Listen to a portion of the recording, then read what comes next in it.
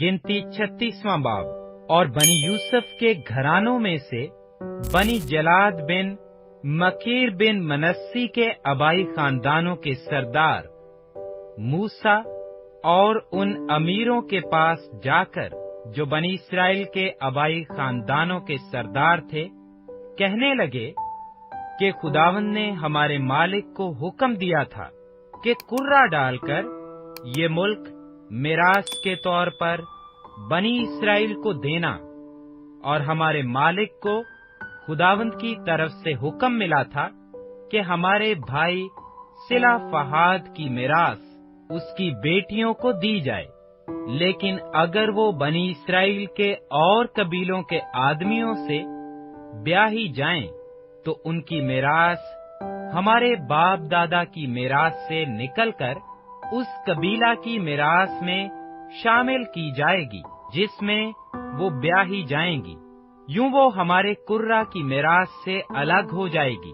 और जब बनी इस्राएल का साले युबली आएगा, तो उनकी मिरास उसी कबीला की मिरास से मुल्हक की जाएगी जिसमें वो ब्याही जाएंगी। यूं हमारे बाप दादा के कबीला की मिरास से उनका हिस्सा निकल जाएगा। तब मूसा ने खुदावंद के कलाम के मुताबिक बनी इस्राएल को हुक्म दिया और कहा कि बनी यूसुफ के कबीला के लोग ठीक कहते हैं। सो सिला फहाद की बेटियों के हक में खुदावंद का हुक्म ये है कि वो जिनको पसंद करें उन्हीं से ब्याह करें, लेकिन अपने बाप दादा के कबीला ही के खानदानों में ब्याही जाएं। यूं बनी इस्राएल की मिरास एक कबीला से दूसरे कबीला में नहीं जाने पाएगी, क्योंकि हर इस्राएली को अपने बाप दादा के कबीला की मिरास को अपने कब्जा में रखना होगा।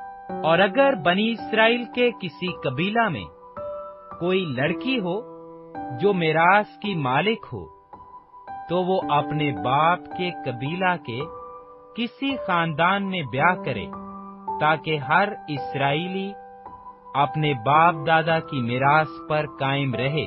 यूं किसी की मिरास एक कबीला से दूसरे कबीला में नहीं जाने पाएगी, क्योंकि बनी इस्राएल के कबीलों को लाजिम है कि अपनी अपनी मिरास अपने अपने कब्जा में रखें।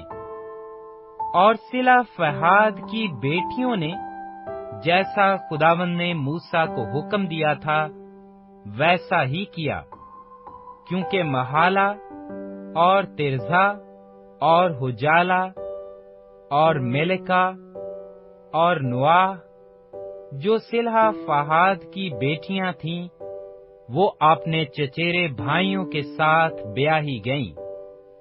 यानी वो यूसुफ के बेटे मनस्सी की नस्ल के खानदानों में ब्याही गईं, और उनकी मिरास उनके अबाई खानदान के कबीला में कायम रही, जो अहकाम और फैसले खुदावंद ने मूसा की मार्फत मुआब के मैदानों में, जो यरहू के मुकाबिल यरदन के किनारे वाक़या हैं, बनी इस्राएल को दिए, वो यही हैं।